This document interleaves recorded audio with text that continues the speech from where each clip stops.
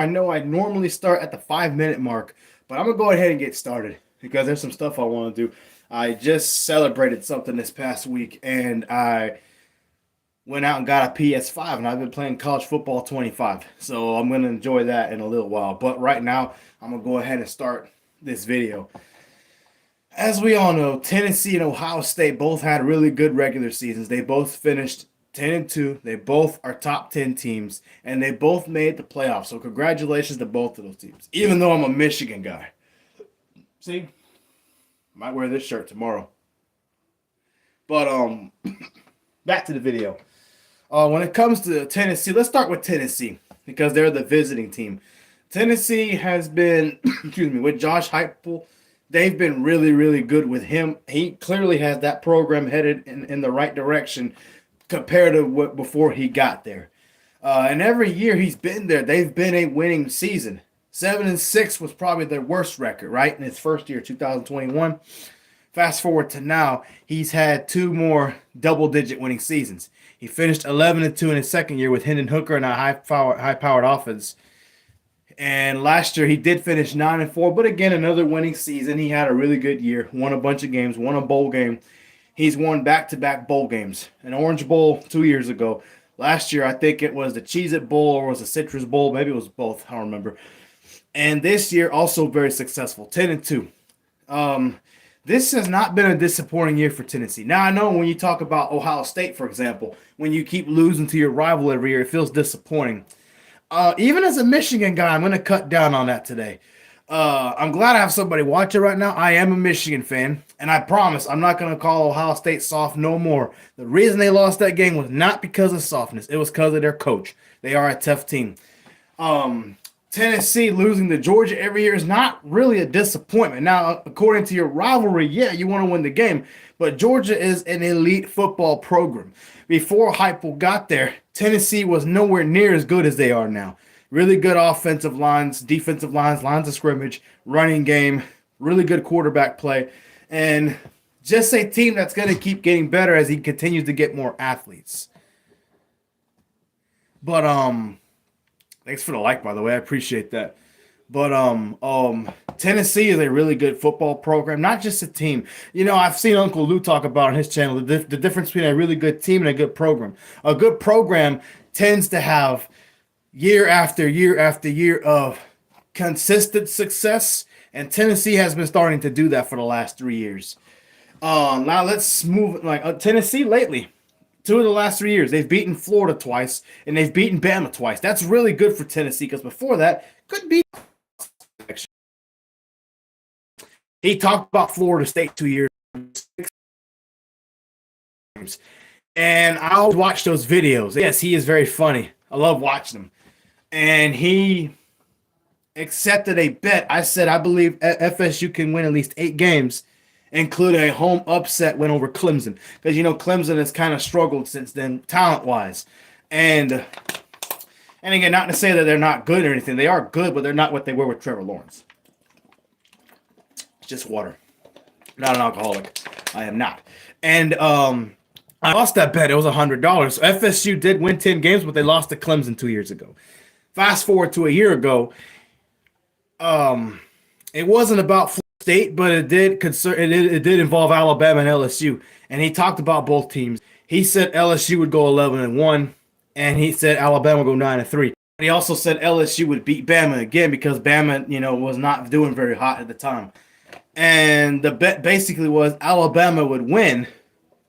Not just win because they were the favorite, but they would win by more than a touchdown because going into the season, because this was a preseason, these are preseason bets I make. I don't bet like the week of. I bet like by June, July when he makes the videos, right? And Alabama beat them by 2 touchdowns. So I made $100. And then fast forward to this year, he talked about Colorado. If you look at his Colorado vid, now again, Colorado's not great this year, but they're really good. Clearly right now, he said they would go 5-7. I said, no, I think Colorado will have a winning season. And it was another $100 bet, and I won. Now they're 9-3 with a chance to go 10-3 if they win the Alamo Bowl against BYU. So our interactions, I've always had good interactions with him. I've never had an issue with him. I think he's funny. I remember he got into some kind of whatever it was he did 2 years ago. And I'm not going to go into detail about it, but I did kind of defend him publicly because I saw a lot of people laugh about him and make fun of him, basically saying, well, if you don't like what he talks about, how he goes about it, then just don't watch his stuff. I watch it. It's funny. He trolls teams like Florida State, Ohio State a lot. And I'm a Florida State guy from the ACC. I'm not offended because it's true. They were garbage this past year. And no need getting mad about it. I mean, this is what it is. No excuses. But, yeah, he's very funny. Let me go back to the Ohio State-Tennessee topic, though. Now let's go into did I talk about Tennessee? Okay, key losses. They lost to Arkansas this year. That was pretty bad because Arkansas is not great this year. They're 6-6, barely making a bowl game. And then they lost at Georgia. Now, Georgia, that's not a loss. Arkansas was a bad loss. And when you look at both those losses, they were road games. Matter of fact, most of Heupel's losses with Tennessee, and even if you look back at his UCF career, they were road games. Most of them have been road games. Now, let's fast forward to Ohio State. Ohio State's another really good program. They're consistently winning a lot of games. I think Ryan Day has won over 80, 85%, 90% of his games with Ohio State. And again, I'm a Michigan guy. I'm not here to bash Ohio State or Ryan Day or anything like that. I know he keeps losing to Michigan, but outside of that, he's been really good. And honestly, I have kind of defended not just Ohio State, but Ryan Day here. Ryan Day, it's not like he's barely making bowl games or isn't winning double-digit games a year or more. Every year he's done that except for COVID. That's not his fault. A lot of games got canceled, including that Michigan game. At all time, Michigan owns Ohio. And outside of that, he's still successful. And the Big Ten championship, as far as that's concerned, the last few years, it has not two teams in the Big Ten. It's been Michigan and Ohio State. So Ohio State never really had a chance to get to the Big Ten championship. Now, this year they did, but the last 3 years prior, tell me, was Iowa better than Ohio State? Was Purdue better than Ohio State? No. So you can't really tell. Now that divisions are gone, you're clearly picking the two best teams in each division, in each conference, excuse me. Like the SEC, same thing. There's no more West and East anymore. Now it's just the two winningest teams of that year. So I completely get how people feel about Ryan Day, but he's been very successful. Now let's talk about how his teams have looked. Every year he's had the most talented team, if not one of the most talented teams in the country. Wide receivers are elite. They can probably play in the NFL and start right now. Quarterback play has been really good. Even Will Howard, I think he's a pretty good player. He's very tough. He's got a lot of heart. He's willing to take off and run. He doesn't mind getting hit. He took a big hit in that Michigan game. Came back to play. Now, as a Michigan fan, I didn't really like what he was saying and how he was acting before the game. But I respected how he still went to the press conference, and when somebody asked him, how did you feel? Hey, Southern Roots, what's up? And I like how his response was when he was asked about going back to the game. He said, man, I felt good enough to come back. Give me 1 second. Let me check my screen because my college football 25 game is updating right now, and I'm waiting for it to stop.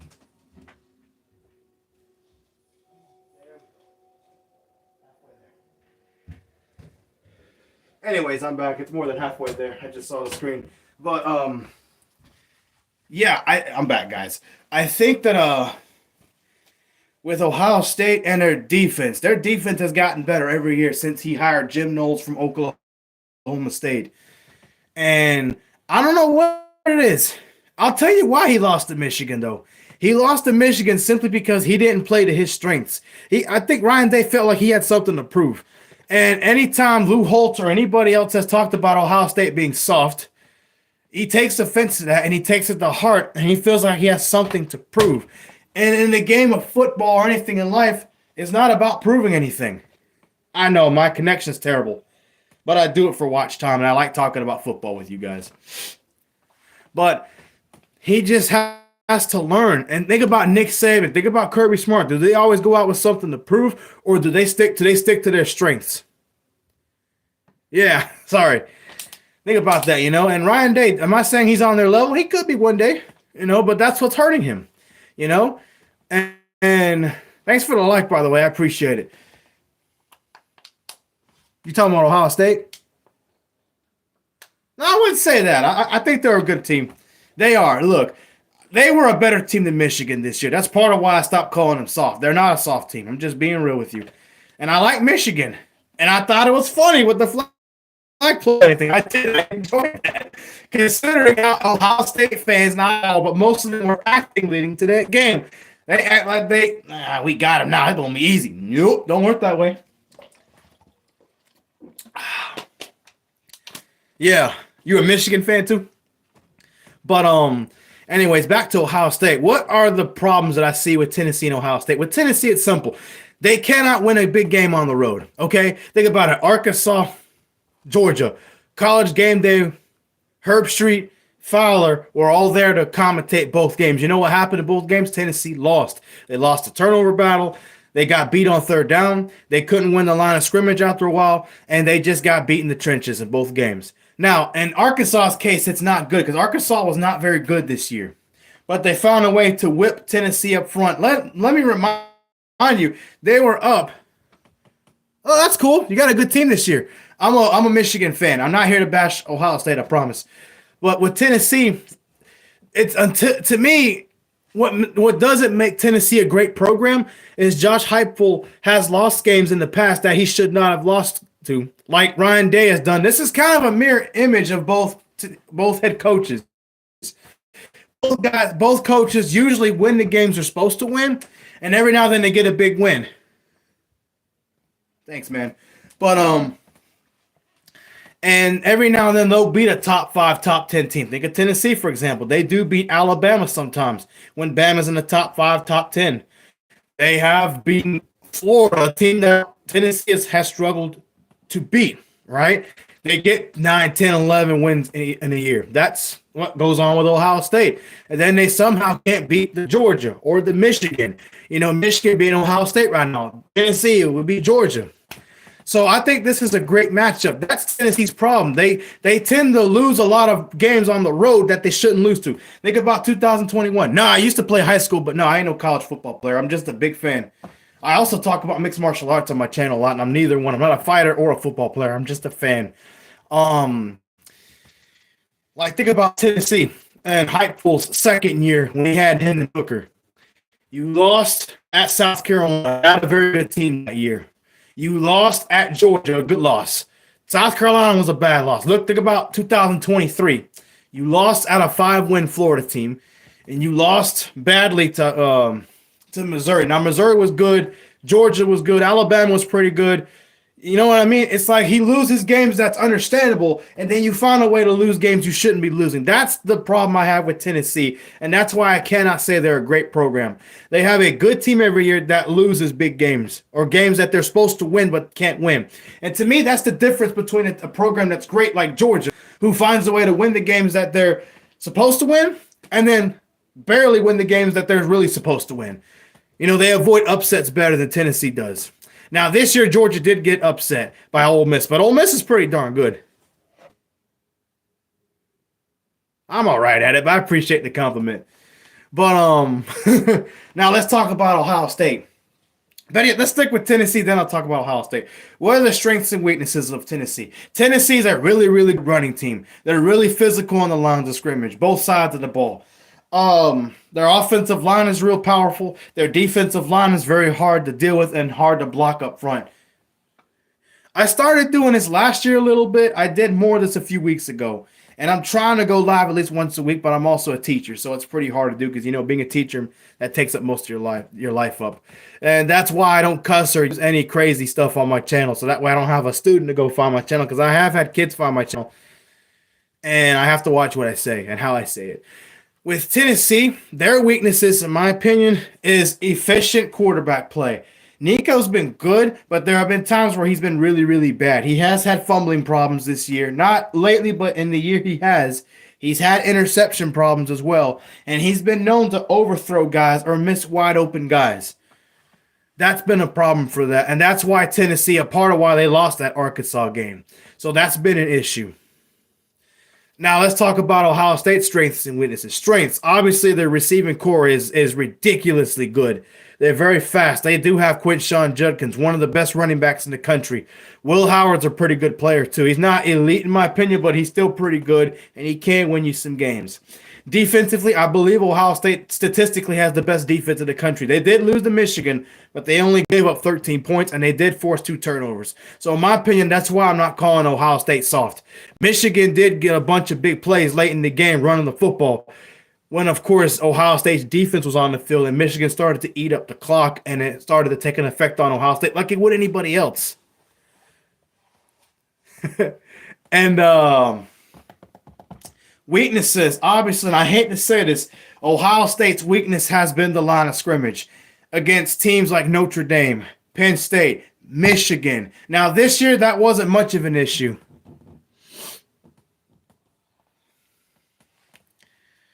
I can't say that. I would say play calling is what hurt them with Michigan. That wasn't all his fault, you know, and I'll get into that. And another part of what has hurt Ohio State has been Ryan Day's ego. Think about the Michigan game. Be honest with yourself. Was Michigan a better team than Ohio State this year? No. They had no business winning that game considering what Ohio State does well and what Michigan does not do well. Michigan's pass defense was terrible this past year. That's been the problem. It has not been physicality. It has not been run defense. Their running game is not all that great either. They did get 170-something yards, but a lot of that came in the fourth quarter when the game was pretty much almost over. Now, credit to Michigan for doing that, but they were not a better team than Ohio State. Ohio State's also got a problem, you know, and a part of it's because they've had injuries. No, I don't. But their offensive line has a hard time protecting Will Howard. Even though they didn't give up any sacks against Michigan, Michigan clearly with their pass rushers, you know, most notably the defensive line, Mason Graham and Kenneth Grant, right? Those guys affected the passing game. So that forced Ohio State to try to run the football, and they couldn't. That's a big problem for me. Okay, you look back at Florida State versus Alabama in 2017. Florida State had the talent to beat Alabama, but they couldn't protect Francois, and he got hurt in that game, by the way. The quarterback, they couldn't run the football, and that was a big problem. Now, do I think Ohio State has it that bad? No. They clearly have a lot of talent, and I don't think they're that bad up front at protecting the quarterback. Yeah. But their kicker hurt them too. But again, the way that they called plays in that game with Chip Kelly, I don't blame Chip Kelly because Ryan Day is his boss right now. You know, if he's told, he was probably told we need to prove a point. We need to run the football and prove we're just as tough for these guys and beat them at their own game. That's what I saw in that game with Ryan Day. And that is Ryan Day's fault. That's my honest opinion. Chip Kelly's been a head coach in the NFL. He just came from coaching UCLA. I think he knows what he's doing. Yeah, it's true, but you're also in that situation. I mean, think about it. If you're right there, are you trying to run the football or are you taking shots to the end zone? Your receivers are better than their DBs. That comes from coaching, not the – I mean, again, the kicker could have done his job better, but there's other things that go into it too. That's my opinion.